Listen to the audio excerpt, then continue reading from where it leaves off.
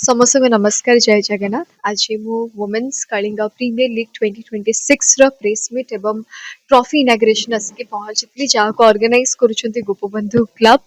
एवं तांकर प्रेसिडेंट देव भाई को सेक्रेटरी बापी भाई को एवं each and every team members मान को बहुत बहुत धन्यवाद जणबी वुमेन मान को इनकरेज करिथिबारु बिकॉज़ आमे सब बड़े क्रिकेट देखो माने माइंड सब बड़े ऐसे क्रिकेट माने पो माने ही खेलिबे but obviously with time mindset change होबारे लगी झील मान को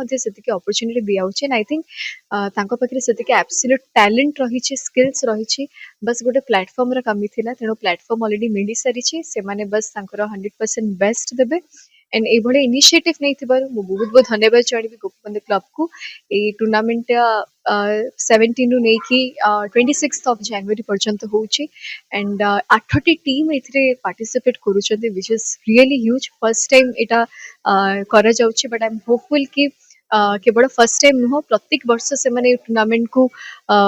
इनिशिएटिव हिसाब रे नियंतु एवं प्रत्येक झील माने बाहरंतु जो मानकर क्रिकेट एज ए ड्रीम रही कि पैशन रही कि एज ए को करिकुलर एक्टिविटी रही से माने ई टूर्नामेंट थ्रू निजर ड्रीम्स और पैशन को अचीव करंतु so all my best wishes to all the team